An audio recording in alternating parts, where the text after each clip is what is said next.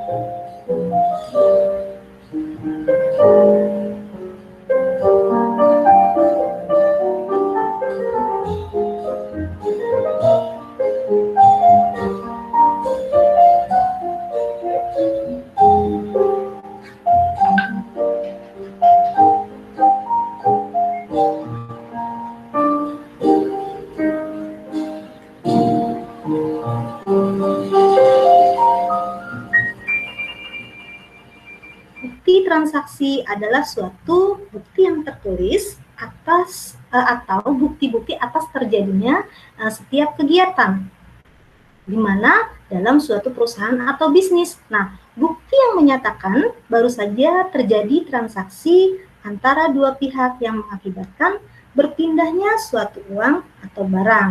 Nah, bukti itulah nanti yang dijadikan sebagai dasar bagian akunting untuk mencatat kegiatan ekonomi perusahaan dan membantu tentunya seorang kegiatan pimpinan perusahaan.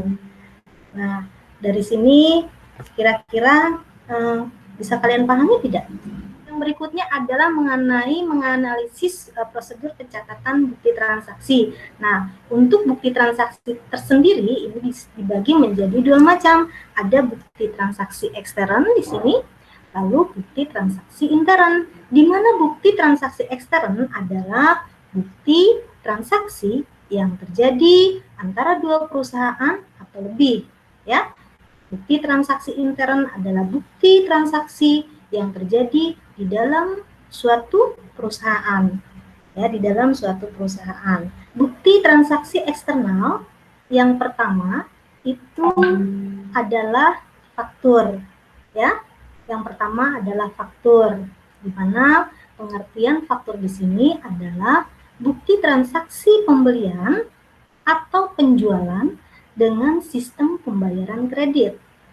Nah, faktur ini juga diserahkan kepada pembeli bersamaan dengan barang yang dijual. Dari sisi pembeli, faktur tersebut adalah faktur pembelian. Sedangkan dari sisi penjual, lembar kedua faktur tersebut adalah faktur penjualan. Oke, sampai situ kita lihat kembali bukti yang lain.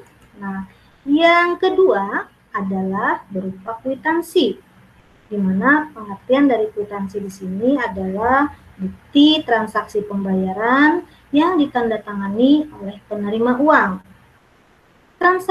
Bukti transaksi kwitansi ini dibuat dalam 2 rangkap. Lembar asli diserahkan kepada pembayar, sedangkan lembar salinan atau lembar kedua sebagai dokumen pencatatan kwitansi.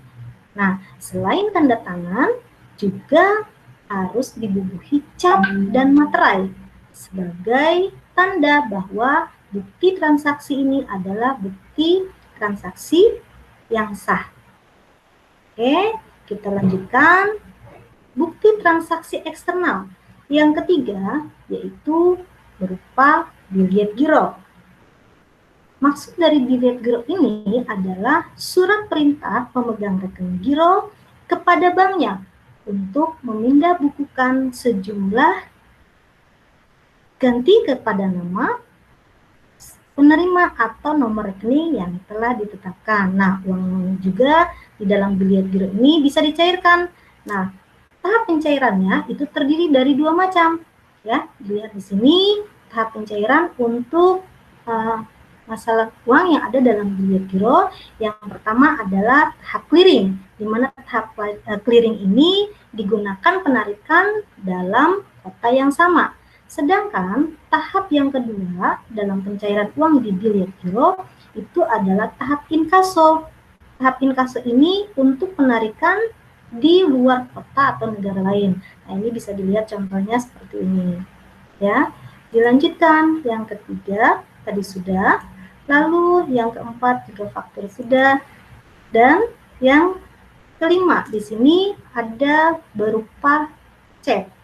Contoh bisa dilihat di sini berupa cek, ya, di mana cek adalah suatu surat perintah pemegang rekening giro kepada banknya untuk mengeluarkan sejumlah uang yang diberikan kepada pembawa cek atau pihak yang namanya terdapat dalam cek tersebut.